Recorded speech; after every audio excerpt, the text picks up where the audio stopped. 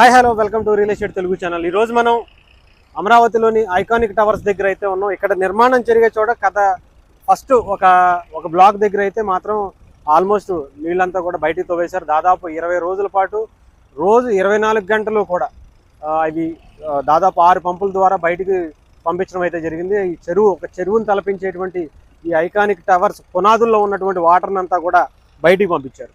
ఇకపోతే ఇంకొక 2 బ్లాకుల దగ్గర అయితే ఇంకా వాటర్ అలాగే ఉన్నాయి. మనం చూసుకోవచ్చు ఒకసారి. ఐరన్ నది కూడా ఆల్మోస్ట్ ఇది ఎక్కడా కూడా ఆ ఐరన్ చువ్వలు ఏవి కూడా బయటికి కనిపించలేనటువంటి పరిస్థితికి గత కొద్ది రోజులుగా ఉంది. గత 5 సంవత్సరాలుగా ఈ వర్షంలో వచ్చినటువంటి నీటిని ఈ చుట్టుపక్కల నుంచి వచ్చేటువంటి వాటర్ అంతా కూడా దీంట్లో 5 సంవత్సరాల పాటు నానిపోతా ఇలాగే ఉండిపోయినటువంటి పరిస్థితి. మనం అటుపక్క దగ్గరగా ఇక్కడ పిల్లర్స్ కూడా చూసుకోవచ్చు. ఆ పిల్లర్స్ అన్నీ కూడా మరి పనికి వస్తాయా లేవా అనేది కూడా మళ్ళీ టెస్ట్ చేసి పంపించాల్సినటువంటి పరిస్థితి అయితే కనిపిస్తుంది. ఇది సెకండ్ మొత్తం 4 బ్లాకులుగా ఈ ఐకానిక్ టవర్స్ని నిర్మించాలని చెప్పి 2014 నుంచి 19 వరకు ఉన్నటువంటి ఎన్డీఏ కూటమి భావించింది. ఆ తర్వాత మళ్ళీ జగన్మోహన్ రెడ్డి గారు రావటం, ఇక్కడ వైసీపీ అధికారానికి వచ్చిన తర్వాత మళ్ళీ దీన్ని పట్టించుకోకపోవడం, అమరావతి రాజధాని కాదు 3 రాజధానుల పేరుతో సపరేట్ అయిపోవటం, వీటి పరిస్థితి ఒక మూలన పడిపోయి ఏం చేయాలో తెలియనటువంటి పరిస్థితి. అంటే కంప్లీట్గా ఇక్కడ నీటిన మునిగిపోయి ఉన్నటువంటి పరిస్థితి అయితే కనిపిస్తూ ఉంది.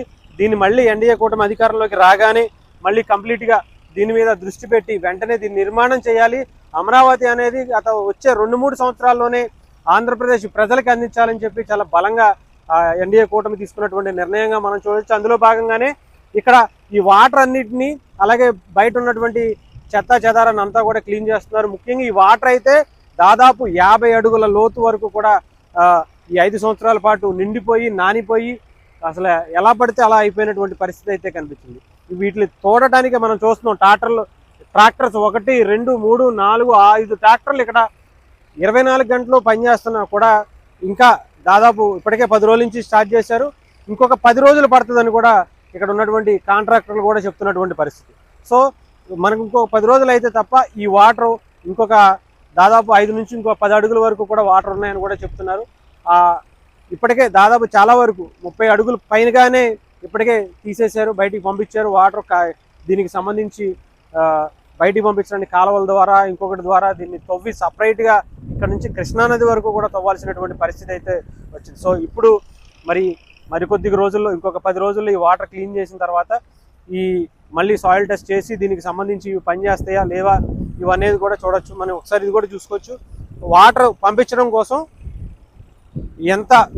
ఎంత పని చేసుకున్నారంటే ఇక్కడ మళ్ళీ ఇంకొక కాలువలు ఇక్కడ నుంచి దాదాపు మీరు స్ట్రైట్ మొత్తం చూసుకుంటే ఇదంతా కూడా తవ్వుకుని ఈ వాటర్ని పంపించడానికి ఏర్పాటు చేసుకున్నటువంటి కాలువలు కూడా మనం చూసుకుంటూ ఉండొచ్చు.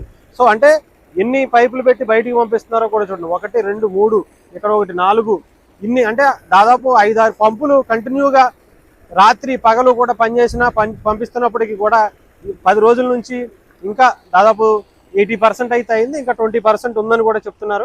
ఈ 20% ఇంకో 10 రోజులు పట్టే అవకాశాలు అయితే కూడా కనిపిస్తున్నటువంటి పరిస్థితి అయితే మనం చూడొచ్చు.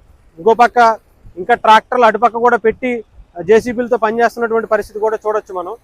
అంటే ఆ అటుపక్క మధ్యలో ఉన్నటువంటి ఈ టవర్కి సంబంధించి ఆ వాటర్ని తీయాలంటే మళ్ళీ అక్కడి నుంచి ఇంకొక దారి చేసి అటు నుంచి పంపిస్తున్నారు. అటుపక్క దూరంగా కనిపిస్తున్నటువంటి ఇంకో బ్లాక్ దగ్గర కూడా మళ్ళీ వాటర్ పంపించడానికి అక్కడ కూడా పైపులు, ట్రాక్టర్లు, పంపులు మళ్ళీ దానికి కూడా అంటే దాదాపు కొన్ని కోట్ల వ్యయంతో నిర్మించడానికి కాదు దీన్ని క్లీన్ చేయడానికి కొన్ని కోట్ల రూపాయలు ఖర్చు చేస్తున్నటువంటి పరిస్థితి అయితే కనిపిస్తుంది. సో ఇదే కనుక మనం ఎప్పటికైతే కనుక అవుతుందో తెలియదు, కానీ దీంట్లోనే సెక్రటేరియట్ కావచ్చు, మిగతా పరిపాలనా భవనాలు అన్నీ కూడా ఈ టవర్స్ 1, 2, 3 ఆ పక్కన ఉన్నటువంటి 4 ఈ టవర్స్లోనే రేపు అమరావతి నిర్మాణానికి సంబంధించినటువంటి ముఖ్యంగా రాష్ట్ర ప్రభుత్వానికి సంబంధించినటువంటి కార్యాలయాలన్నీ కూడా ఇక్కడే ఉండబోతున్నట్టుగా తెలుస్తుంది.